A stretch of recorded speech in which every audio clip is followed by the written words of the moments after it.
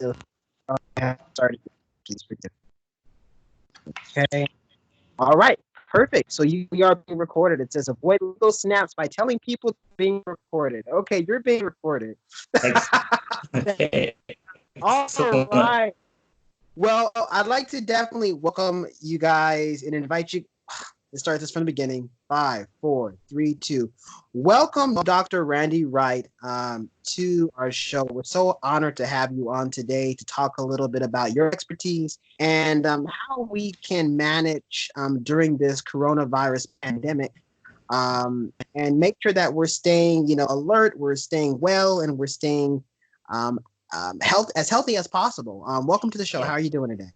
I'm great. Thank you so much. Given the circumstances, we're doing well.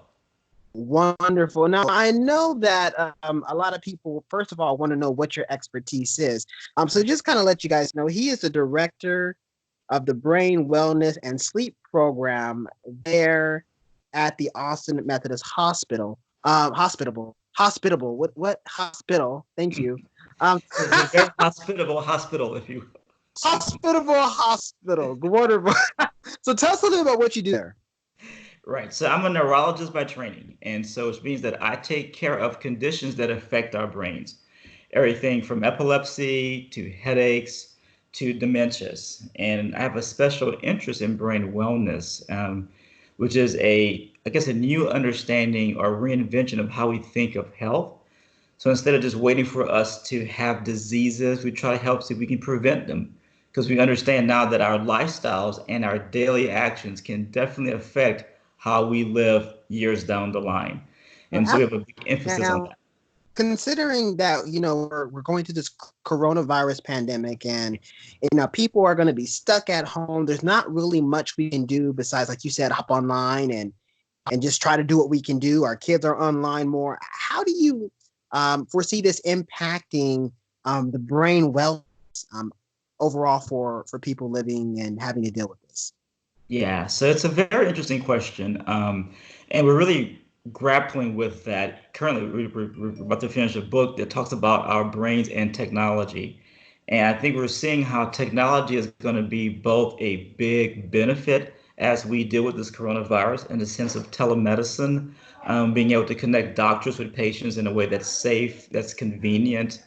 But at the same time, I have two boys, and they're home now for about a week, and it's great the first few days, but now we're seeing that they are now just overdosing on their iPad and their video games, and that's Right. that's you can understand that, and they were on spring break, and that's fine for the first few days, but our schools have been canceled for at least a couple of weeks, and so now as we enter to a more chronic stage of that, how does that affect us from a mental standpoint, from an emotional standpoint? And that's where I think we really have to make some precautionary warnings as all of us are dealing with this kind of case. So then what kind of suggestions do you give, or would you have for parents or even for themselves who are stuck at home, stuck with their kids, the kids want to be online all 24/7? Do you recommend that is that okay? I mean, should they I mean, what should they do to kind of make sure that their kids are stimulated, not only intelligently, but also making sure that they're healthy, intelligently, and including themselves? Yeah. So I love technology. I'm an engineer first. That's my first degree. And so I love technology and I love how it works. But there are a few warning signs that we need to be aware of. So for example, our brains love routine. And so school, despite the fact that many kids aren't exactly fond of it, that it's a good routine for them. And my youngest son, even as of yesterday, said he missed school. And I almost fell out of my chair when he said that. But I think what he was referring to is just the predictability of their day. Right Okay. now, there's really no predictability. They would just do what they want, wake up kind of when they want, go to bed kind of when they want. We did lock down on that. But that predictability that the brain loves to have. So for us, week two is getting back on schedule now. And so I would recommend that even though we're home, we may not have a school per se to go to, or even in some cases a job to go to, that both kids and adults maintain a regular schedule because that's important for the brain. It's important for our sleep.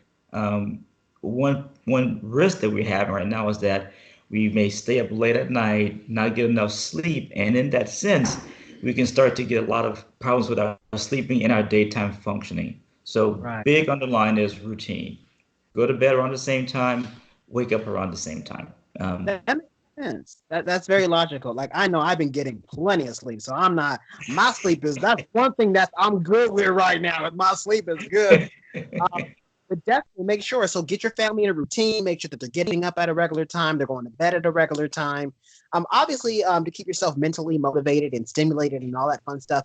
Are there things like are should we take a break from watching, so much news or take a mental break from having our kids online all the time? I mean, what do you suggest for parents who can't get their kids off the iPad, but and also long-term range, does that impact the kid negatively if they're always on their electronic device? Yes.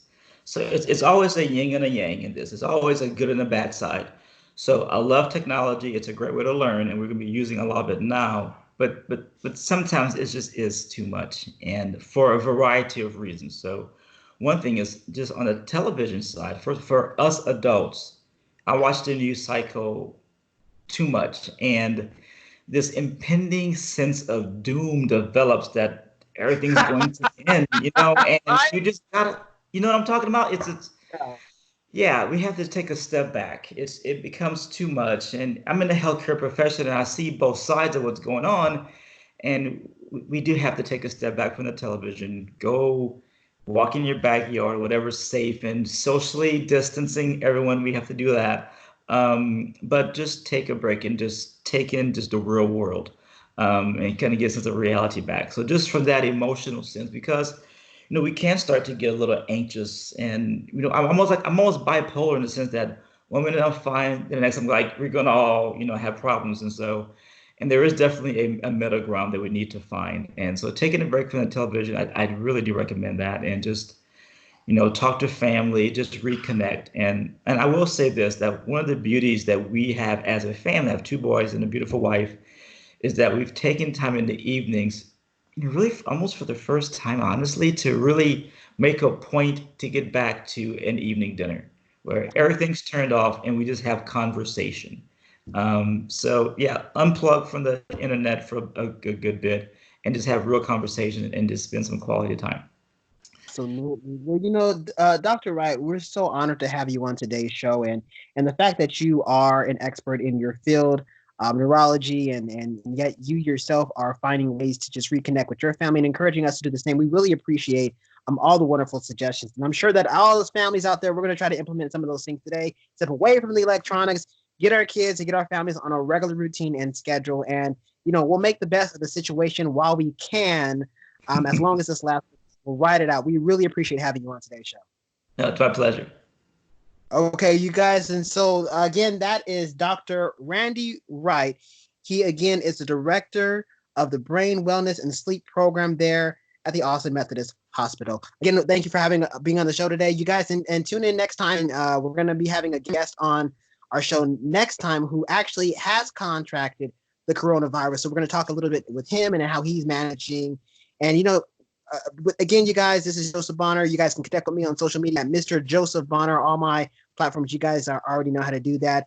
And just a word of just love and support out there. All you guys, just be safe, take care of yourself, love each other, love your families. And until we see each other again, you take care. Again, Dr. Wright, thanks again for being on today's show. It's my pleasure.